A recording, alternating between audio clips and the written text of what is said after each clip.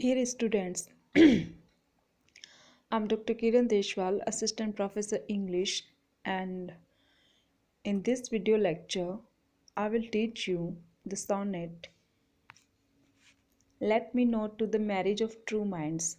This sonnet is composed by great British poet William Shakespeare. This is a Shakespearean sonnet. As in my earlier video, I have told you that there are two types of sonnets in English literature: Shakespearean sonnet and Italian sonnet. Italian sonnet is also known as classical sonnet. So, in Shakespearean sonnet, we have three quatrains and a concluding couplet, and in classical sonnet, we have octave part and sestet part. The lining structure is same. In both of these sonnets, there are 14 lines. So sonnet is a short poem of 14 lines, and this sonnet is about true love. In this sonnet, William Shakespeare defines what true love is and what is not. So let us have a brief introduction before starting the line by line analysis of this poem. This sonnet attempts to define love. As the title suggests, let me know to the marriage of true minds. So, this sonnet is about true love. In this sonnet, the poet has tried to define true love by he tells us both what it is and is not, what true love is and what is not. He tries to define the nature of true love. In the first quatrain is 4 lines stanza. 4 line stanza is known as quatrain. In the first quatrain, the speaker says that love, the marriage of true minds, is perfect and unchanging. If two true lovers are want to marry each other, we should not admit impediment. It is perfect pair and it is unchanging. It does not admit impediments. One should not create hurdles in their mingling or in their marriage, and it does not change when it finds changes. William Shakespeare says that true love never changes whenever it finds changes. Even if it finds chance to change, it doesn't change. In the loved one, in the second quatrain, the speaker tells what love is through a metaphor. Here, William Shakespeare has used metaphor, a guiding star to lost ships. True love is like a guiding star for the lost ships, wandering barks that is not susceptible to storms. It looks on the tempest and is never shaken. In the third quatrain, the speaker again describes what love is not. It is not susceptible to time. Though beauty fades in time as rosy lips and cheeks come within his bending sickle's compass. So, true love is everlasting, it is permanent. Physical beauty can fade, but the feeling of true love cannot die. It remains forever till the doomsday. Instead, it bears it out even to the age of doom. Though beauty fades in time as rosy lips and cheeks come within his bending sickle compass, love does not change with hours and weeks. Instead, it bears it out even to the age of doom. In the concluding couplet, the speaker attempts to his certainty that love is as he says. If his statements can be proved to be error, he declares he must never have written a word and no man can ever have been in love. So, the rhyme scheme of this sonnet is minds, love, finds, remove. This is the first stanza, and the rhyme scheme is minds, love, finds, remove. A, B, A, B. In the next stanza, mark, second, bark, height. So, in first stanza, we have seen that minds is rhyming with finds and love with remove. Mark with bark and second with taken. So, AB, AB, CD, CD.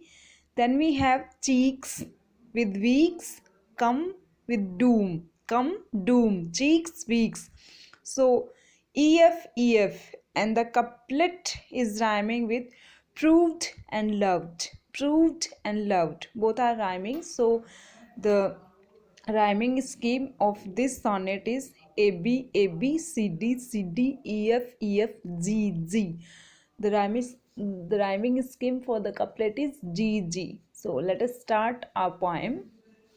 The poet is saying, "Let me not to the marriage of true minds admit impediments." So the poet is saying that let me not admit impediments in the marriage of true minds. The poet says that I will not create any hurdle of or problem if two people are marrying.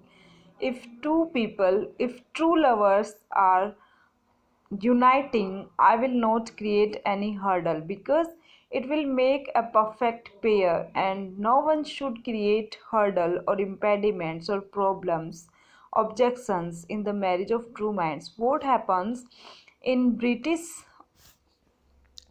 London, whenever two people marry, it is said that if anyone have has any objection to this marriage can come forward, and if anyone say I object this marriage, the marriage cannot take place. So the witness of the people is necessary. So Shakespeare is here saying that if two people love truly each other, no one should object that they are made for each other, and no one should create hurdles or problems.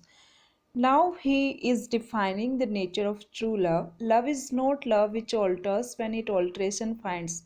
William Shakespeare says that the love is not true love which alters, which changes when it finds the chance to change.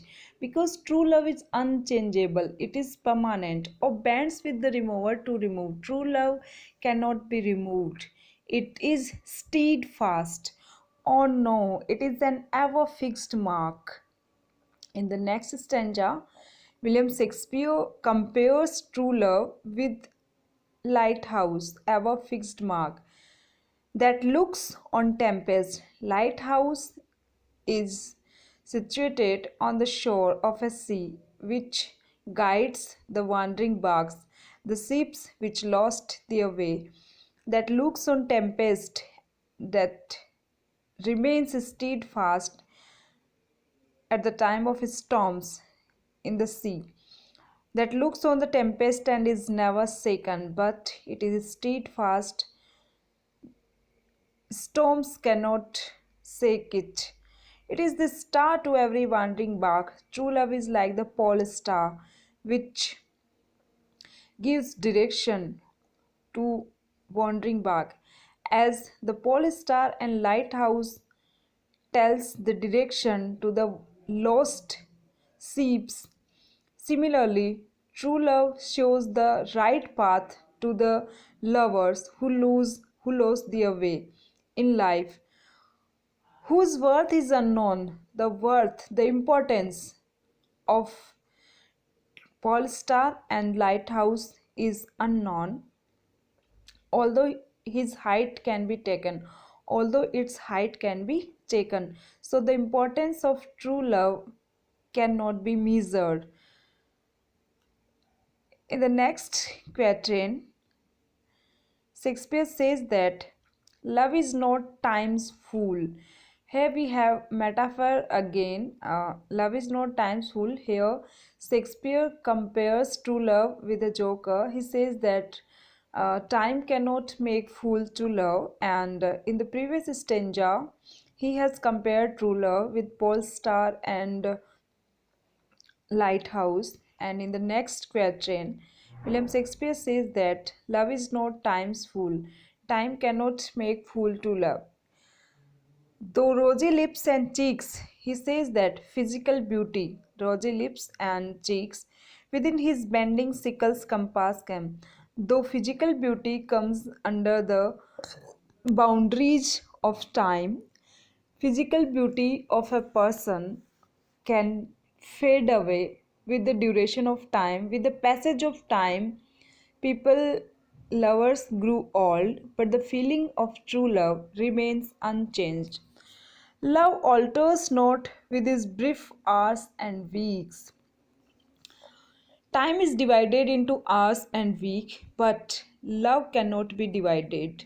Love is steadfast, love is permanent, and love is unchangeable. Love alters not, love does not change with the brief hours and weeks, which are the segments of time, but bears, but it carries on out even to the age of doom. True love remains permanent till the death, till the age of doom, till the last breath.